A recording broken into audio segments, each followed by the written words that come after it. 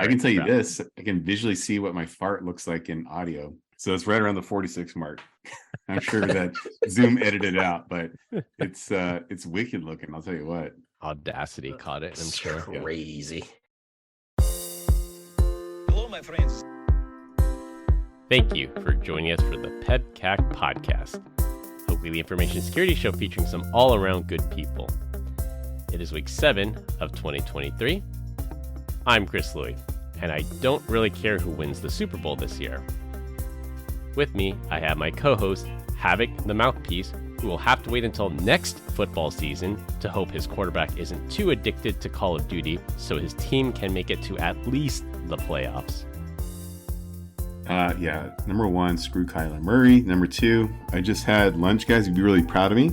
I had 6 ounces of chicken, a bunch of vegetables, and the whole bag of Fritos. When am I going to learn? Fritos? Yeah, like I ate them all. Like I was like, oh, I'll just have a couple. And next thing you know, I'm just looking at the podcast notes with an empty bag of Fritos. Chomp, chomp, chomp. That's why you never eat out of the bag. You pour it into a bowl. That's right. Don't you know? I just get up and get more. Apparently, you don't understand how this works, Chris. You got to raise that barrier to entry. Yeah. That's got to be rough. And we have our other co-host, the Fighting Filipino, Glenn Medina. Fighting Filipino? I don't understand that. Yeah, he's obviously from China. Why would you say that? Frustrated Fred isn't going to stick, so I'm trying to come up with something new. There you go. Well, thanks. Dude, episode 69. I mean, 69. 99. Excuse me for that slip. 99. Could you believe that? This is exciting. And thanks to all our listeners and our subscribers out there. But how did we get this far? Like, we started this, and this was just, like I said, I didn't think this was going to last very long. I'll be honest with you guys. I thought I was going to get booted off the show a while ago for not really contributing much. Thanks for letting me stay on, I guess, for 99 episodes. Well, that's the reason why you're here today. We got some news. Why don't you have a seat over here? Yeah, just kidding. We love you. At least I'm here, unlike some other folks. That is true. Our fourth host, no Todd this week. In true Bigfoot fashion, he'll hopefully come around again someday. Combined. Todd, you suck. I hope your whole family dies. All right, that's yet another thing I'll have to edit out, but I'll send it to Todd because it's hilarious. Combined, we have decades of information security experience, and here not just to educate, but to entertain. We've got 4 awesome stories for you this week, so sit back, relax, and enjoy the show. Just a reminder, check out our YouTube channel, youtube.com/@PEBCAK Podcast, and a reminder that next week is episode 100, so be sure to tune in for that one. It will be an amazing and very special episode. This week, we're going to close the loop on ChatGPT yet again, and violence as a service. Open with new Apple hardware. For our first topic, Russia tries to censor the internet again. Next, we have the evolution of credit card stealing malware. For our third topic, Brian Krebs gets fooled. And close with China balloon talk. Closing the loop this week, in what's becoming our ChatGPT story of the week, a judge out of Colombia used the OpenAI chat tool to make a court decision in what is the world's first court decision by AI. The Colombian court filing indicates that the AI was mostly used to speed up drafting of a decision and that its responses were fact-checked. This is just like what I was talking about last week, where ChatGPT could potentially replace tax preparers for simple or straightforward returns. When you need a paralegal to do some legal research or shepherdizing a case, that can easily be farmed out to this chatbot. I feel like they just kind of like a find and replace in the name and the offense instead of leveraging AI to do this. But we at the Deach household are using ChatGPT to solve real world problems, such as what should we eat for dinner? Following up on our story about violence as a service, an article in The Times shows that Iran is hiring local crime gangs to murder and assault dissidents abroad in the UK. That's it? That's your entire thing? Okay, great. When I saw this, I was like, man, I would totally use this to bully my girlfriend, my daughter's new boyfriend. That way I don't have to do threats of violence. Just outsource it. Violence as a service. Yeah, just contact the local drug dealer, pay him in Bitcoin. I'm sure though, like I don't know that I would fall for that. I'd be like, this is a scam. Like if my only contributing thing that I could do to society is to threaten violence, I would be overly skeptical. I'd be like, finally, the right tool for the job. Right job. This is what you've been training for your whole life. Yeah. I see that this is happening at other countries. Do you think this is happening in the U.S.?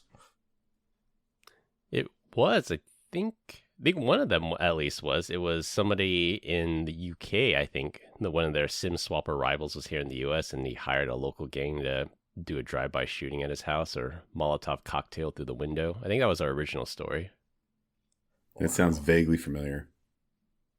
I think if you just want to capture bad guys all day long, I guess it would be entrapment. If you were like a federal, or if you were like local government, right? You're like posting stuff on Craigslist, like come over here and chop someone's head off or break a knee for us. And you like reply to it. Like that's entrapment, right?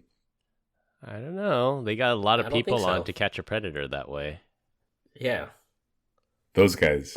I loved your episode though, Chris. A lot of them are out of Phoenix though, right? There's an unusual concentration in the Phoenix area, Brian. Yeah. Well, luckily I don't live in Phoenix, so take on your face. All right, for our opening topic, Apple announced M2 powered MacBook Pros and Mac Minis a couple weeks ago. By now, we've had to skip this topic a number of times, and it was supposed to be our opening topic, but we wasted too much time closing the loop. My M1 Max laptop is barely a year old, and it's already obsolete. I got news for you. This topic is obsolete already. It's been 3 weeks now. Let's skip it. I added something at the end. So if you actually read the show notes, I did. Don't worry. I have feedback for you too. The biggest benefit of the M2 Mac Mini is now you have 4 Thunderbolt ports instead of 2, which was a major limiting factor of the M1 Mac Mini. Separately, how big of a deal is that though? Honestly, 2 versus 4, because you can daisy chain them together. You could put a USB. You could put a hub in there. Does it really make a difference? Because you're transmitting over like 5 gigs per second, right? I think is the rate. The limiting factor of the M1, the other one was you could only drive one external monitor. So unless you had a hub or you had HDMI plus Thunderbolt, yeah, there was quite a few limitations, and I think they overcame that with the M2. Chris, it's a Mac Mini.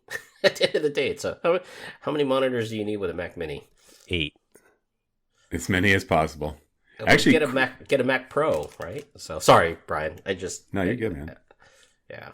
Chris introduced us to that new docking station. Well, I don't know if it's new. He's probably had it forever, but it was the Cal Digit. I mean, they're not free. I think it's like $200, but this thing is a lifesaver. And the fact that I plug everything into that and I only have one cable, and that's just for the power, and then somehow it jams all the data through that, it just blows my mind. It's $300. Yeah, it's $300, and it costs half as much as a Mac Mini. I think if I buy a Mac Mini, I'm still gonna have to buy or still use the docking station, and the Mac Mini is probably about $2,000. So whatever. Once it's spec'd out to what you need it to, yeah, you can't have a base model with 256 gigs of storage. I guess, yeah. Did you guys hear about... it's not going anywhere, so you could use an external drive. Sorry, Brian. I keep stumbling over you. No, just stumble away.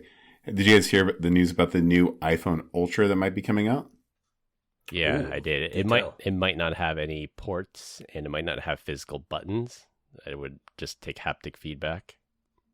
Ooh, that's scary.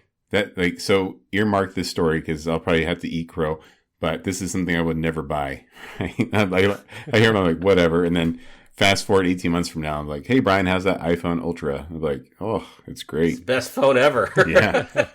Guys, there's no buttons. There's no buttons or ports. It's just a sealed machine. I use it to stir my soup. Get that insurance, baby. I rarely use a charging port. The only time I use it is if I need to charge really fast. I use the USB-C to Lightning cable, and it'll charge from like 20 to 80 in like 20 minutes, something ridiculous. But other than that, it's always wireless charging. always iCloud Really? sync. I never have to plug anything in. My phone's perpetually connected to it. Going back to the M1 versus M2, processing wise, I don't have an M2, but I mean, I have yet to kill my M1, and it's got 32 cores. It's clapped out, right? This thing is awesome, and I have yet to kill this thing. So I just don't see a jump to get to the M2 just to say that I have the latest.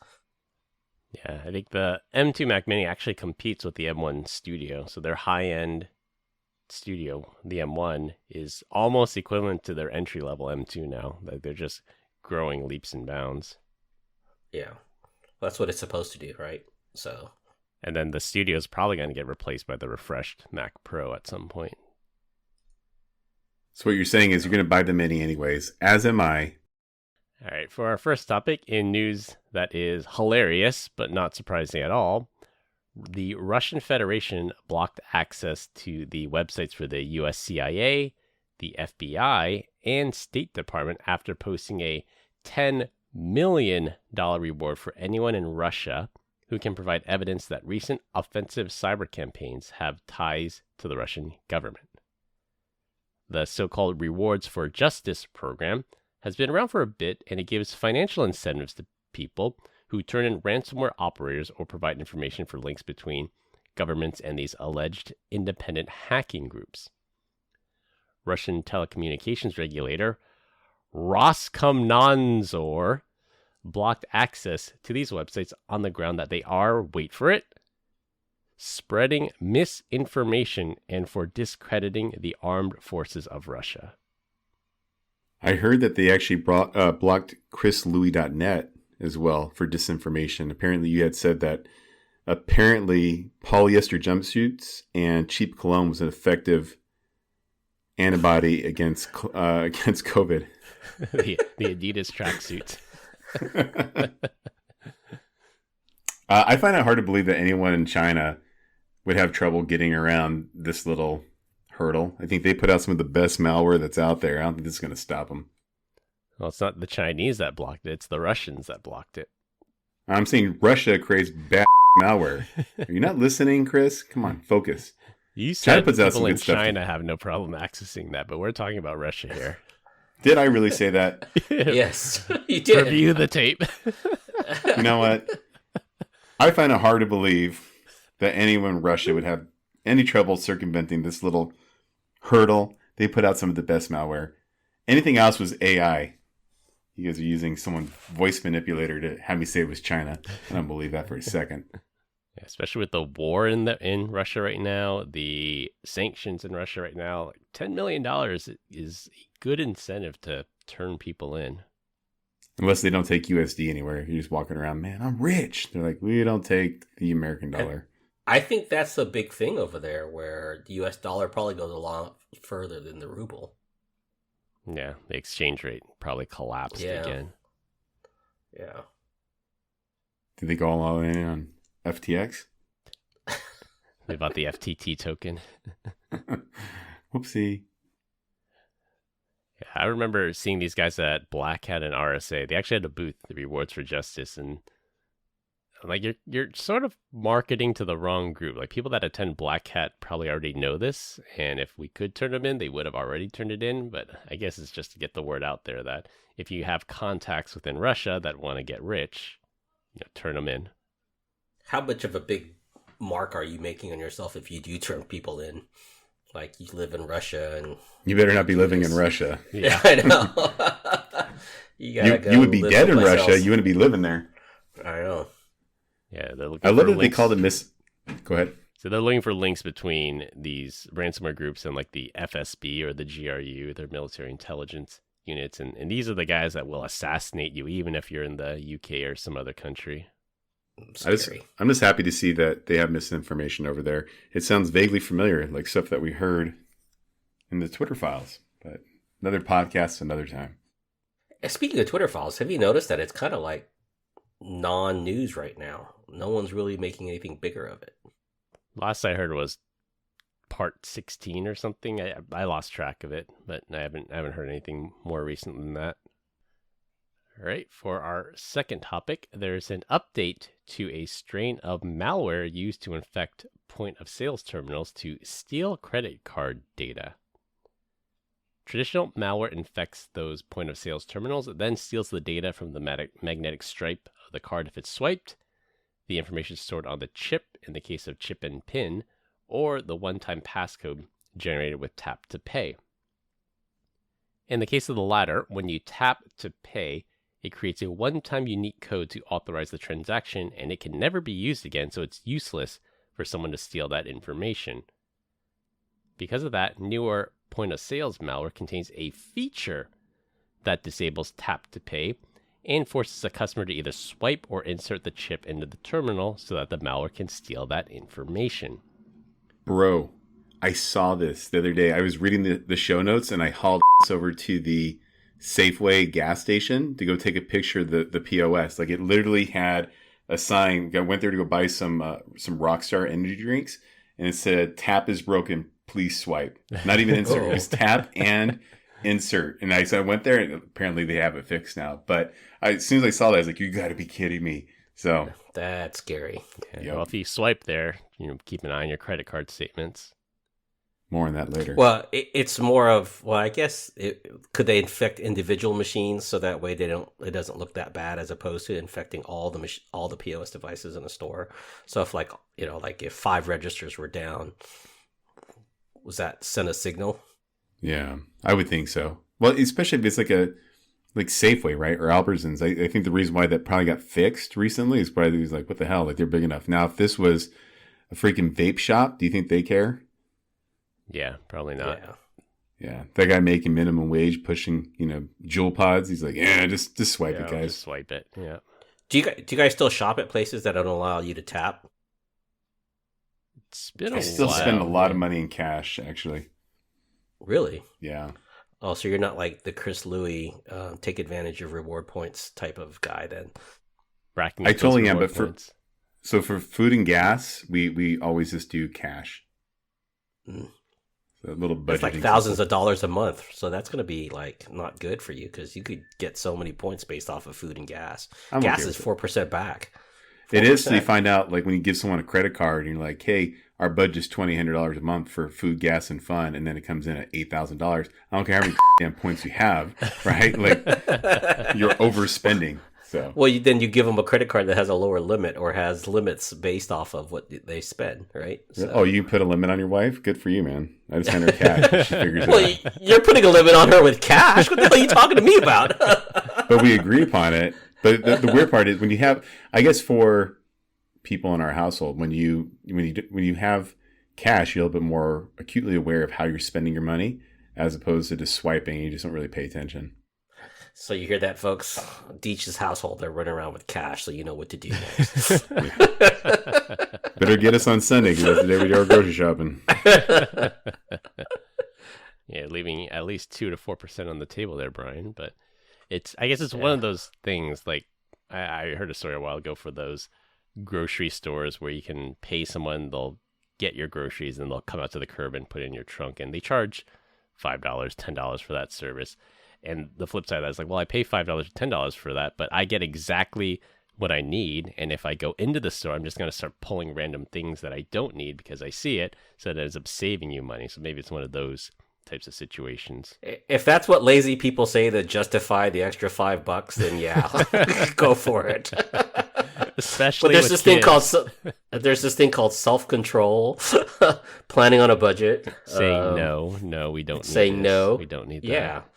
Sorry. We were dangerously close to actually staying on that particular thing, ordering the groceries online and going to the line, because when COVID first happened, that whole service was free. You didn't have to tip, so you just do it. And what was neat about that is you could just be like, you log in, you do your order, whatever. But the next week you go to log in, it's like, do you want to order the same stuff? Yes, I do, actually, because I'm a creature of habit. I will say the scariest thing, and by the way, there's more than one grocery store around me.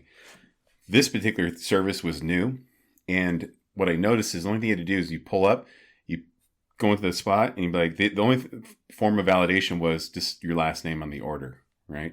I was like, oh, that's kind of interesting. And so I'm poking around the store, doing my thing, doing like regular grocery shopping. And I can see the section of the store that is allocated for the grocery delivery pickup nonsense.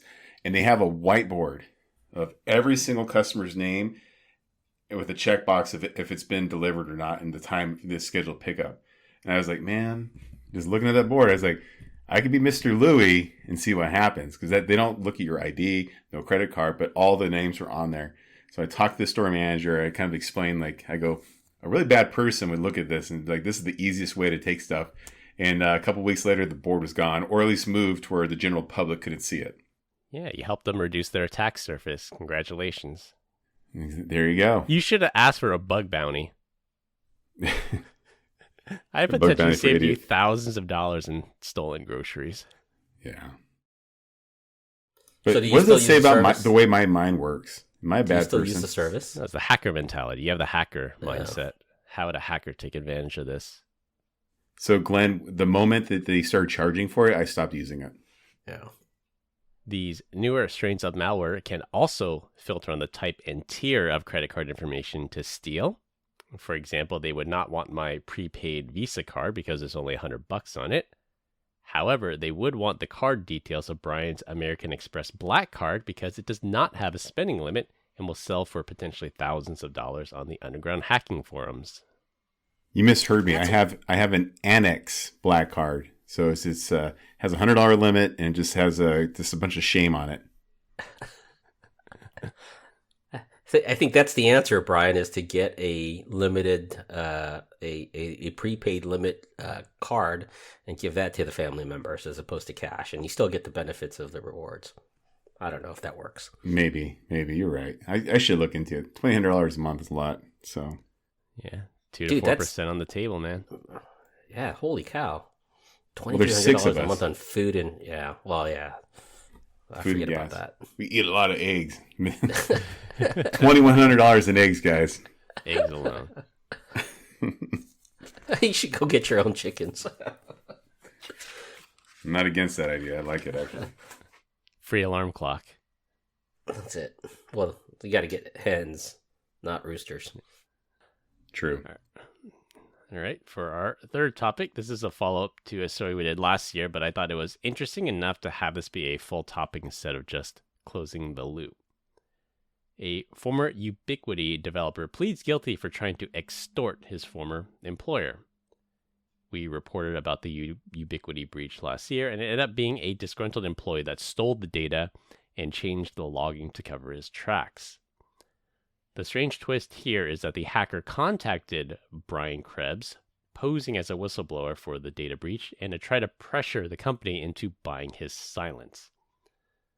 Ultimately, the guy got caught because his IP address led investigators right to his front door. He had used the VPN provider Surfshark to hide his tracks, but his IP address got exposed one night when there was an internet outage, and when the internet came back on, the IP address linked to his house was logged as he ran commands to clone the GitHub repositories. So, huge OPSEC fail there. Wow. He's probably like, damn it, CenturyLink. And you know what's funny about that? A little play on words here. A lot of people call CenturyLink that work for them C-Link or Clink. And they walk around like it's handcuffs. Now this guy is literally in handcuffs. In the clink. Clinking. He's in the clink, baby. Yeah, bad luck for that one, but they caught him. Hate to put you in the spot, Glenn, but can you describe what an IP address is to the to the listeners, please? I can spell IP, I, and P.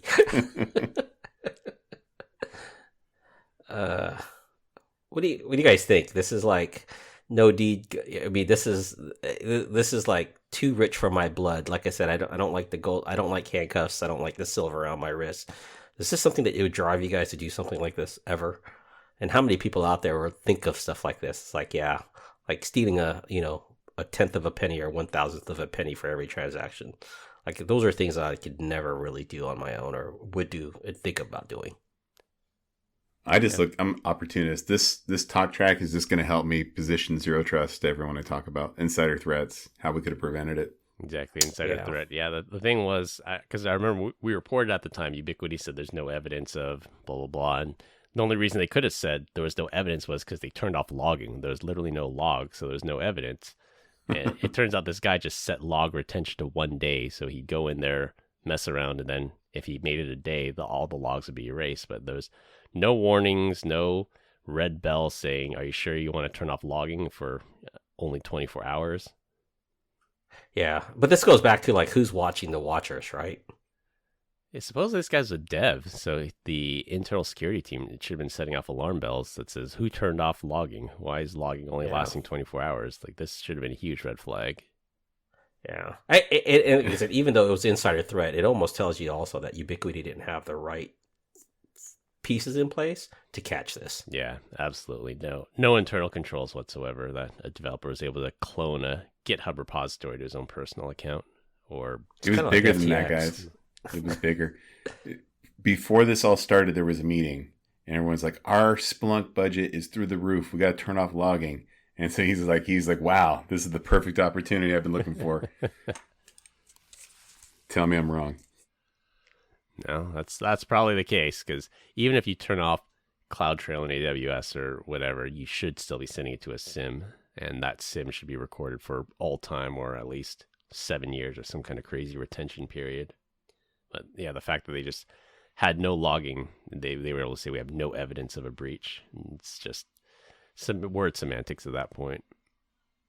Yeah, I still think there's faults on both sides. So the fact that Ubiquiti may have covered it up or just didn't even know is just, that's not good. But like I said, there's many other companies that are probably doing the same exact thing. I like Ubiquiti still. Keep going, guys. For our last topic, and it'll be a rotating topic every week, this week we're going to talk about the other story that won't die. A Chinese spy balloon was allowed to fly over the U.S. from coast to coast. The Chinese government says that the balloon is being used for academic research and just happened to blow off course. The U.S. government eventually shot it down over the Atlantic Ocean after floating over the U.S. for 4 days. There are a number of jokes and conspiracy theories about this balloon. What do you guys think is going on here? All right, it's multiple weather. All right, multiple choice. Is it A, this is Brian's opinion, I'm just happy they shot it down after it was done spying? Was it B, it was actually Jeffrey Dahmer's balloon, and it was just saying, relax, I just want to take a picture? Or was it C, if you think that's bad, wait till you get a load of TikTok? All the above. All the above. D. And then the one that you'll have to edit out was, it was actually a clever trick to get everyone to look up while It's doing facial recognition while it got everyone to look up. Right? Yeah. Well, the balloon looked like it had a satellite attached to it as well. Like, must have been batteries. Solar panels. Yeah, it had solar panels attached to it. So whatever, the balloon kept it floating. The solar panels kept it powered on whatever spying operations it was doing, transmitting it back home to the satellite. Why wait? I still don't understand that. The minute it crossed the U.S. airspace, it should have just been shot down. I don't get it. Yeah, they said the Air Force was, or NORAD was tracking it for days, even before it reached the U.S. shores. That thing would have screwed up the plane ride in a heartbeat. Yeah. I would have just, if I was the U.S., I would have released one over China and see what they did. Yeah, exactly. It's for purely academic research. Yeah. Did they retrieve it, and was it damaged? It had to have been damaged if they shot it out of the sky. They at least popped the balloon, right? Yeah, I think as of right now, they're in the salvage phase of it. I just saw a headline before the show that said the wreckage is moving, so I don't think we've gotten to it yet. And that's the other thing. Why shoot it over the water? Why shoot it over some cornfield in Nebraska and then just go over there and retrieve it? I'm just glad it went from the Pacific all the way to the Atlantic before we got in hands and eyes on it. You know what's going to be funny? Or maybe just ironic. They get there, they crack it open. Of course, it's a Windows computer. And then they find out that log retention has been set to 1 day. And the Ubiquiti guys is laughing his ass off. Or it's a Trojan horse like that James Bond movie. It's a Windows machine, and there we plug it into our DARPA network and it just hacks our defense network. Or ChatGPT's on there, and they can ask it questions. Yeah. What is your purpose? Find John Connor. So you got to use your Arnold voice, though. Find John Connor. Yeah, I don't know about that. One thing that was interesting for me that I just learned about this was the fighter jet they sent up to shoot down this air balloon. It was an F-22 Raptor. It's a stealth fighter, so it's a fighter / bomber, but it's most known for being a fighter. And this is the first time the U.S. has admitted that the F-22 has an air-to-air kill. So in the 25 years that this fighter jet has been around, we've never had an air-to-air kill until it hit this balloon. Not that we know of. No, that not we that's know been of. released. Exactly. Yeah. All I know is that was this great way to spend $1 million. Israel could have taken that thing out in 2 seconds. Their Iron Dome would have eliminated that thing. I tell you what, like I said, we should just release a whole bunch of balloons ourselves and just call it for research. See who shoots it down and see who's on our side and not. Exactly. I think it was a Raytheon missile that cost $400,000, and then plus the flight and everything to get it out there. That was I don't know if that was a good use of taxpayer money or not. They couldn't send something cheaper to go intercept this thing. Like there's that meme of it's an aerial shot. I think it's from a drone, and it's like a guy in like a wife beater shirt and his wife throwing like beer bottles at it. And this is the last shot of the Chinese balloon as it flew over. And then you insert your state here: North Carolina, Florida, whatever. I saw that one. That was a good one. So how high up was this balloon? So from what I read, it was high enough that the F-22 actually couldn't use its guns to shoot it down. I think the F-22 had to fly to its maximum height limit and then launch the missile, and the missile went further up to take it out. It was high altitude. Did it explode or just poke a hole through it and keep on going? Land in someone's backyard. So. Yeah, I think the video, it definitely popped the balloon. I don't think it exploded on impact, but it popped the balloon and the satellite fell to Earth or into the water, and we got to go recover it. I'm sure China wants it back. I'm sure Elon right now is like, I could have just landed that missile. Yeah, right. Send up one of his Falcon rockets for less than $400,000. That's wild. Yeah, it's interesting. They see what it was, a ground penetrating radar. They want to see where our military installation base. The other tinfoil hat theory, completely unfounded, but one of the thoughts was they allowed the balloon to fly over certain U.S. bases, and they positioned what they wanted to make it look like it was either better armed or not as well armed. So it's kind of like a false flag operation. Like, yeah, you can come invade us. We don't have any fighter jets at this air base. So they had a bunch of tanks that were draped in inflatable tanks. Inflatable tanks and planes. Yeah. I just want to top of my house and use a series of styrofoam cups to make a penis and balls. Like, photograph this.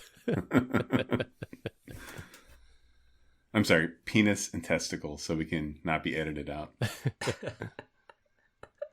Yeah, the other jokes is somebody photoshopped on the balloon and says, "We've been trying to contact you about your car's extended warranty." That's my greatest troll line for LinkedIn when people post important things. Yeah. Yeah. Well, hopefully we'll see what happens from this. Maybe once we recover it, we'll find out what was really going on. Although I have to imagine if China had any kind of communications with this spy satellite, that right before it got shot down, they'd send some kind of kill command to wipe everything. Yep.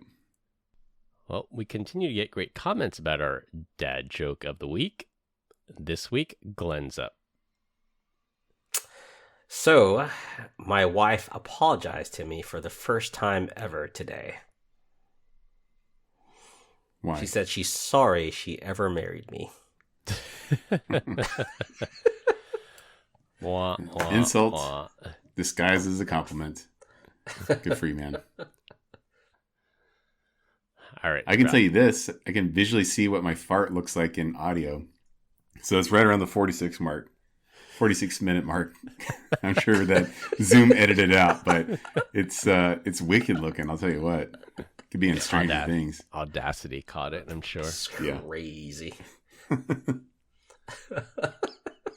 Let's put that as an NFT.